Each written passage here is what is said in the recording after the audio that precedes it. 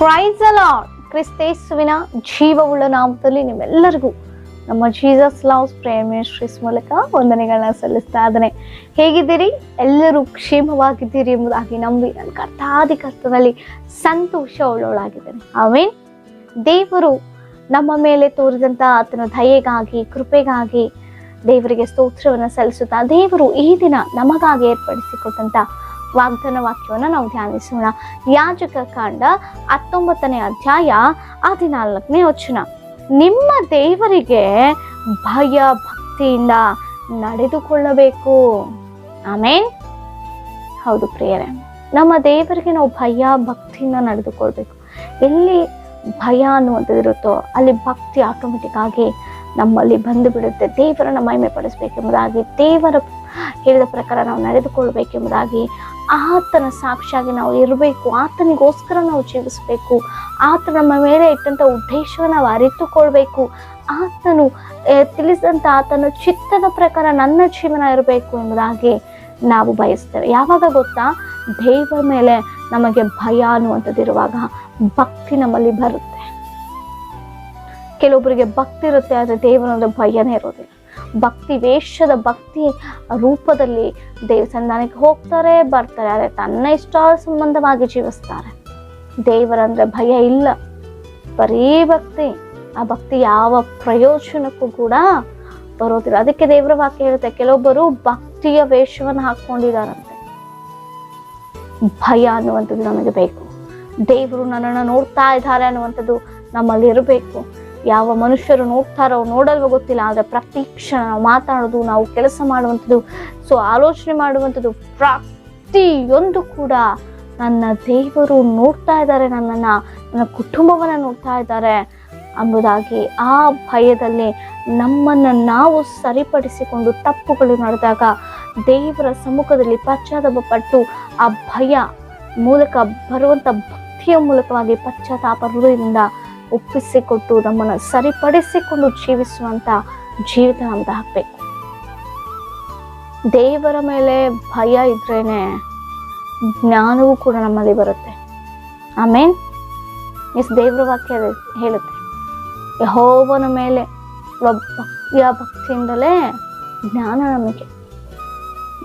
ಯೆಹೋವನ ಭಯವೇ ಜ್ಞಾನಕ್ಕೆ ಮೂಲ. ಭಯ ಇರಬೇಕು. ಎಷ್ಟೋ ಜನರ ಜೀವಿತಗಳು ಒಂದು ವೇಷಧಾರಿಯ ಜೀವಿತಗಳಿದೆ.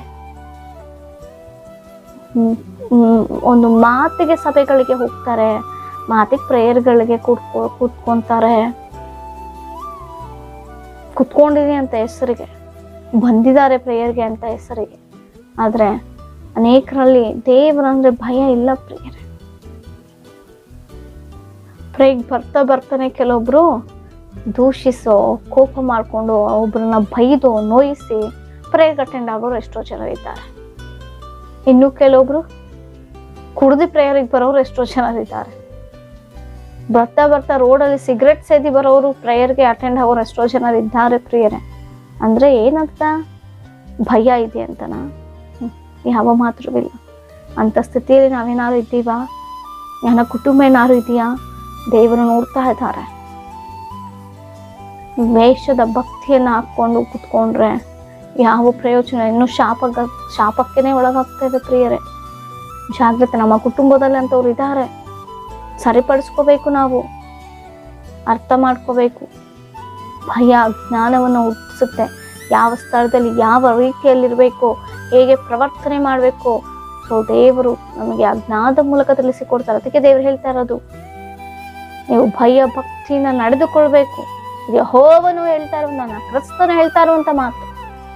ಎಷ್ಟು ಭಯದಿಂದ ನಾವು ನಡ್ಕೊಳ್ತಾ ಇದ್ದೇವೆ.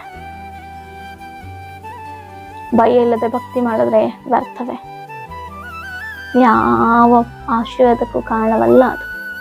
ಭಯದಿಂದಲೂ ಭಕ್ತಿಯಿಂದಲೂ ನಾವು ನಡೆದುಕೊಂಡಾಗ ಮಾತ್ರವೇ ಅದು ಆಶೀರ್ವಾದಕರವಾಗಿರುತ್ತೆ. ನಿಜವಾಗಿ ನಮ್ಮ ಜೀವನ ಯಾವ ರೀತಿ ಇದೆ ಎಂಬುದಾಗಿ ಒಂದು ಬಾರಿ ಪರೀಕ್ಷಿಸಿಕೊಳ್ಳೋಣ. ದೇವರ ಸಮ್ಮುಖದಲ್ಲಿ ಬರೋದಕ್ಕಿಂತ ಮುಂಚೆ ನಮ್ಮನ್ನು ನಾವು ಎಷ್ಟು ಸರಿಪಡಿಸಿಕೊಳ್ತಾ ಇದ್ದೇವೆ, ಎಷ್ಟು ಭಯ ನಮ್ಮಲ್ಲಿದೆ ಅನ್ನುವಂಥದ್ದನ್ನು ನಾವು ಜ್ಞಾಪಿಸಿಕೊಳ್ಳೋಣ. ಆ ಭಯ ಭಕ್ತಿನ ನಾವು ಜೀವಿಸ್ಲಿಕ್ಕೆ ನಮ್ಮನ್ನು ನಾವು ದೇವರಿಗೆ ಒಪ್ಪಿಸಿಕೊಳ್ಳೋಣ. ಅಪ್ಪ, ನಿನ್ನ ಭಯದಲ್ಲಿ ಬೆಳಿಬೇಕು. ಇತ್ತೀಚಿನ ಯವನ ಪ್ರಾಯದ ಮಕ್ಕಳಿಗೆ ದೇವರ ಭಯನೇ ಇಲ್ಲ, ತಂದೆ ತಾಯಿಯ ಭಯ ಇಲ್ಲ. ತಮ್ಮ ಇಷ್ಟ ಸಂಬಂಧವಾಗಿ ಜೀವಿಸ್ತಾ, ಅದಕ್ಕೆ ಅನೇಕರು ಅರ್ಧಾಯುಷ್ಯದಲ್ಲಿಯೇ ಗತಿಸಿ ಹೋಗ್ತಾ ಇದ್ದಾರೆ ಪ್ರಿಯರೇ. ಎಷ್ಟೋ ನೋವಿನ ಸಂಗತಿ ಇದು. ತಂದೆ ತಾಯಿಗಳು ಎಷ್ಟು ಪ್ರೀತಿಯಿಂದ ಬೆಳೆಸಿರ್ತಾರೆ. ಮುಖ್ಯವಾಗಿ ತಂದೆ ತಾಯಿಗಳಿಂದ ದೇವರು ತನ್ನ ಪ್ರೀತಿ, ಅಪಾರವಾದ ಪ್ರೀತಿಯನ್ನು ತೋರಿಸಿರ್ತಾರೆ. ಆದರೆ ತಮ್ಮ ಇಷ್ಟ ಸಂಬಂಧವಾಗಿ ಬೆಳೆದು ನಡ್ಕೊಂಡು ದೇವರಿಗೆ ಹೇಯವಾಗಿ ಜೀವಿಸ್ತಾ ಇದ್ದಾರೆ. ಹೆಸರಿಗೆ ಮಾತ್ರವೇ ಸಭೆಗೆ ಬರುವಂಥದ್ದು, ತಂದೆ ತಾಯಿಗಳ ಬಲವಂತದಿಂದ ಸಭೆಗೆ ಬರುವಂಥದ್ದು. ಅದರ ಭಯ ಇಲ್ಲ. ಅದನ್ನು ಬದಲಾಗಿಸ್ಕೋಬೇಕು. ನಿಮ್ಮ ಕುಟುಂಬದಲ್ಲಿ ಅಂಥ ಸ್ಥಿತಿ ಇದೆಯಾ? ಅವನಸ್ಥರು ಅಂಥ ಸ್ಥಿತಿಯಲ್ಲಿ ನಡ್ಕೊಳ್ತಾ ಇದ್ದಾರ?